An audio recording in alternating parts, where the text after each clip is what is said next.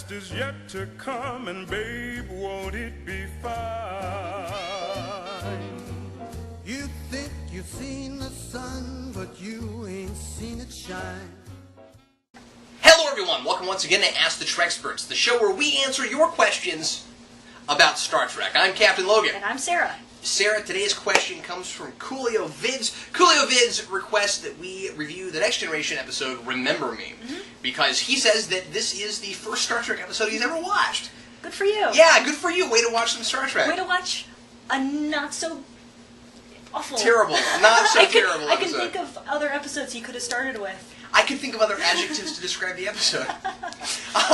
But anyway, it's that's not the what worst I thing like. ever. I could see a person seeing this episode and not going, "Oh my God, Star Trek! I'm never watching that again." Yeah. In fact, you know, if you go for that sort of thing, it's one of those weird episodes that, you know, I love TNG for. I agree, and that's the thing that got me into TNG in the first place. I don't know if people know this about me, but I was actually brought into Star Trek with Next Generation much more than original series. You know, my dad was a huge original series guy, but I think I saw some Next Generation before I saw very much TOS, just when it was on TV, when I was really little, and it was always the really weird stuff that got me intrigued, you know, the one Riker, one bridge, kind of Enterprise stuff. blowing up over and over again. Yeah. I vaguely have a memory of seeing Times Squared with the two Picards and thinking that was kind of funky weird. Yeah, well it is. So in honor of Coolio Vid's very first Star Trek episode, today we're going to review Remember Me. And Remember Me is the episode where Dr. Crusher gets trapped in a static warp bubble. If you've not seen the episode, we are going to spoil it, because there's no way to talk about this without giving away the mystery. So, the mystery. So anyway, Remember Me, it's Wesley Crusher makes a static warp bubble experiment, which is basically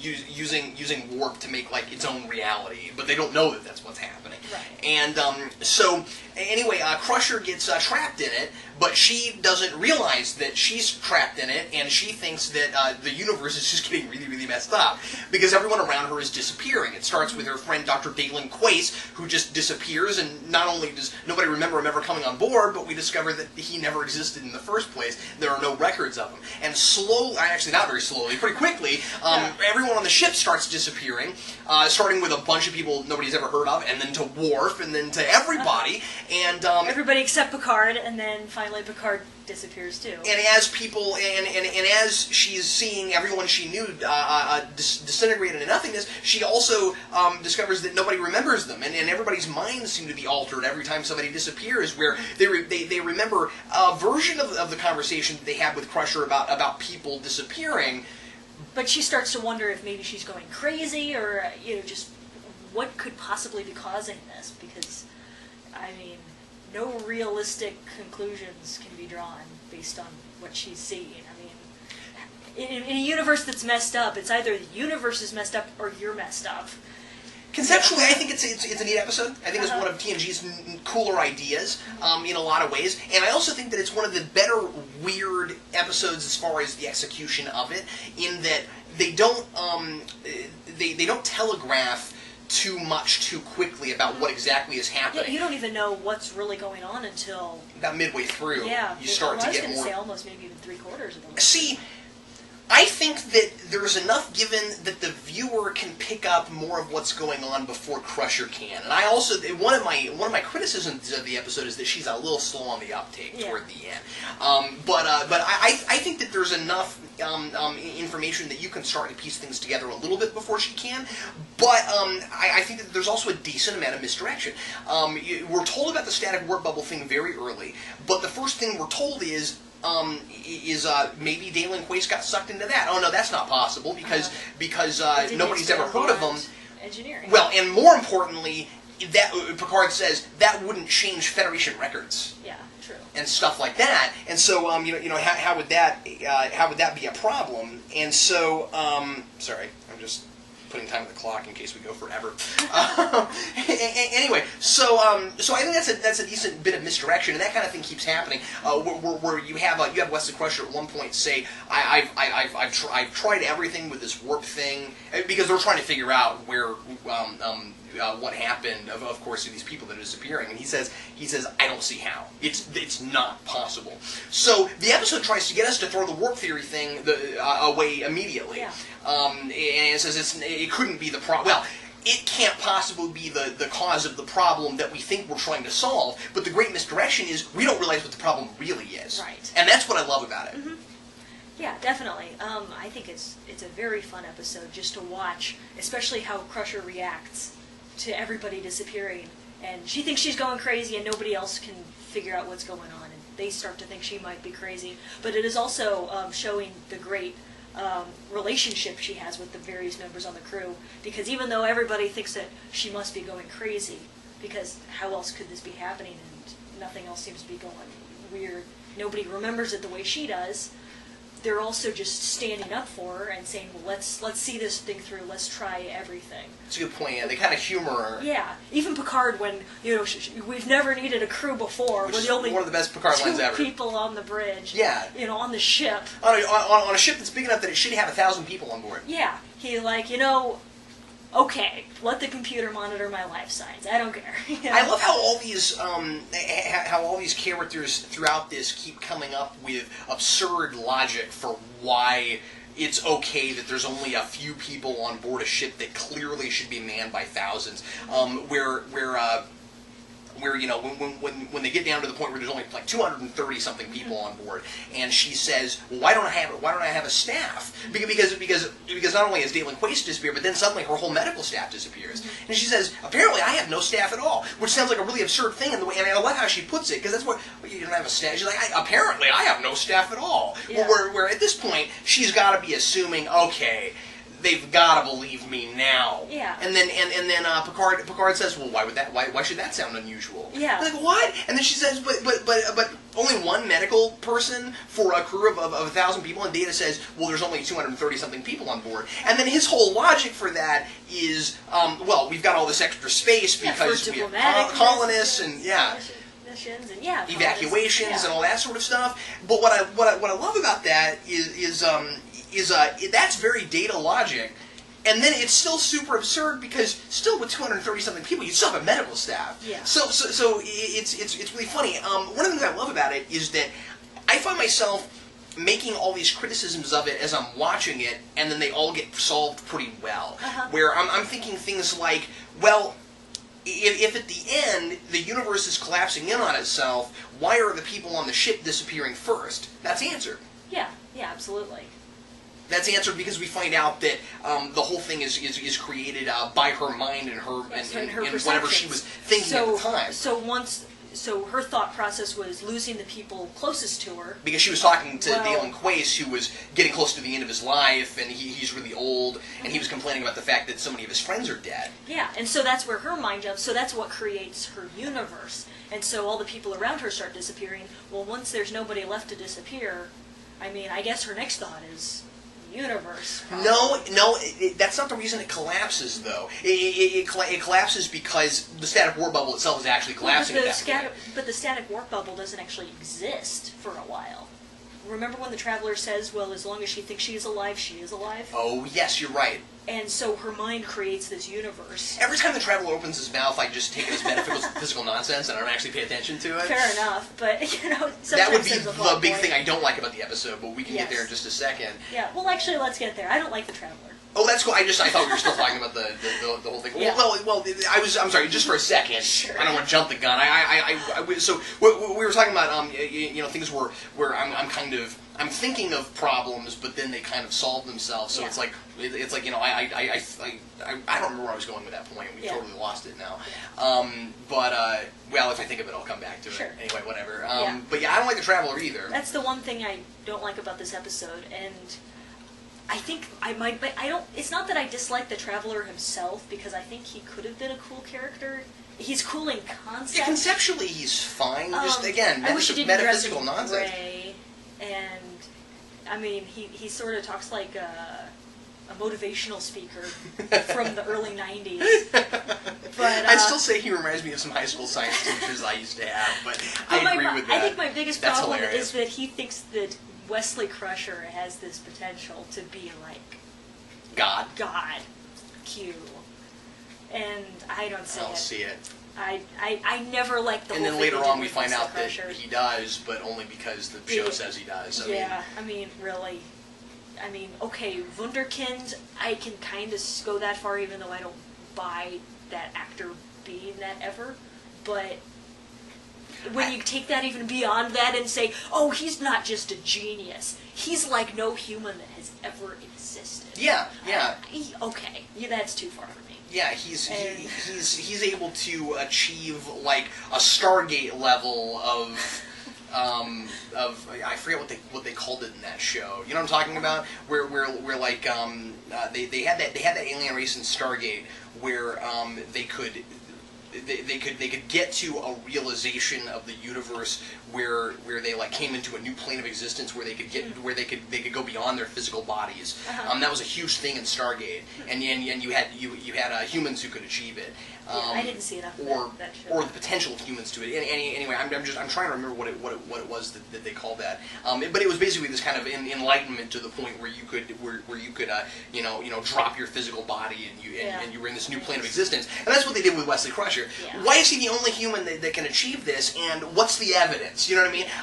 I never saw any evidence in the show that he was unusual enough in any particular way. Like, yeah, he was super smart and he understood mathematics on a level that a lot of people didn't, and things like that. But why? I mean, like, and even in '87, I think, and not that this episode was '87, but when the character was created, even in '87, the kid or the teenager who's a super genius and ultra enlightened and understands the world better than anybody else does was already a cliche in science fiction. Yeah. So yeah, I never really cared for that. And the big thing that this episode is doing for the continuity of the show is reminding us that arc is still in the background and happening, and brings it back. I mean, this is the first mention we have of this since second season, right? Right. Or first or second season. Yeah. It's certainly the first time the Traveler is and they even mentioned Kaczynski. From that original episode. So it's been that long, and this episode is four or five. I forget. I think it's 4. Anyway, I forget. But yeah. So that's my one negative from this episode. Really, is just okay. It's a Traveler saying how much of a genius Wesley Crusher is. And it's too technobabbly. Yeah. Well, the thing about it is, it's not even technobabble. There's no. It's too. Again, I've said this again, but already. But metaphysical mumbo jumbo is what it is. It's not science at all. It's just this is the thing we've decided is going to carry this episode. They can call it. They can act like it's science. They can pretend it's science, but it's really not. It's if the Traveler has this whole block everything out of your mind. Yeah. Think about it this particular. It's not the Force. I mean, so. Yeah, so, I mean, for me... I guess Wesley Crusher has a lot of midi-chlorians. He must. Yeah. No, but for me... He's going to bring balance to the Federation. And the Romulans. And something. I don't know. No, but for me, I can take an episode that's, very good, and, okay, so you get this little thing to get it going, and then you wrap it up, 5-minute wrap-up. I'm cool with all that, as long as the episode's good. And that's the way I see this episode, where you have this crazy fluke that happens to get the episode going. Your basic concept. And then you have your 5-minute wrap-up where, I need to jump through the vortex, and that Wesley and the Traveler somehow set up that isn't really explained realistically, but it just happens, and everything's fine after that. But it's not really important. It's just kind of what's holding the episode together. It's one of those episodes, that's all about the fun premise, and it's explored, and it's explored very well. And then we have the necessity of we must fix it and return to status quo. Now, there's two things about that. First of all, I'm okay with the 5-minute wrap-upness about this more so than other things.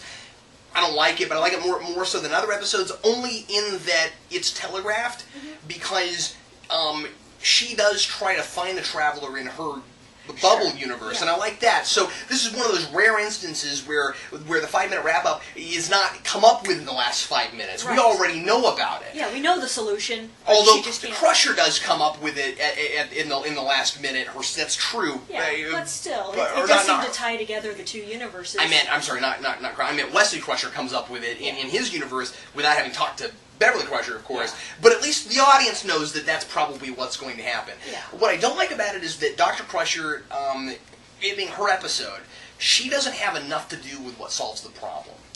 and I don't like that. Well, she has to play games with the computer to figure out that she has to jump through the vortex. That's the part where I say she's a little slow in the update. Yeah. Once she's figured out that it's the static warp bubble, she ought to immediately run to engineering. See, I don't buy that. That's one thing that I didn't buy, was that she had to run to engineering to find the vortex. Why's that? Because the vortex always found her before. Oh, okay, yeah. So why is it in engineering now? But it never opened anywhere else other than engineering before. Did it? Where? Yes, it opened in sickbay first. Oh, that's right. And the second time it opened on the bridge. You're right. And we know that those are the only 2 times it opened. It's not like it was opening at random places on the ship, because in the real world, Wesley Crusher says that he's tried twice and it's failed both times. So it's not that it's fixed in a point of space in the universes. Mm-hmm. And after all, the point in space, that's a moot point anyway, because it's based on our mind, so none of those things would correlate. So it would be based in a point in space on the real universe end, because they're trying to open it from engineering to Beverly Crusher's mind, wherever she is trapped in the warp bubble. So I think, my thought is that it would find her, as opposed to her having to go to engineering where they're creating the vortex. But small minor so the ending's a little too easy, and it's not character driven enough for me for her. I mean, like I like the idea that the whole universe is born out of a fear of losing people. I like that she has to deal with that. I like that she's level-headed. Yeah. I don't usually like Beverly Crusher. No, Let me throw that out there. Good in this. And she's so much more level-headed than she usually is. Yeah. Imagine if the same Beverly Crusher who found Hugh and got all ticked off with Picard about even the thought of leaving Hugh behind had been the one in this episode. She would have died in the first 10 minutes. Yeah. Yeah, well, she wouldn't have been able to take the pressure. There was no reason for her to get on a soapbox in this episode, so she was a lot better. Yeah, there's that, but I do appreciate that she's so level-headed about everything, and she's not a whiner, she's not a complainer. I really like that. I mean, like, and she is proactive. She tries to actually actively fix her situation, but there's just nothing she can do.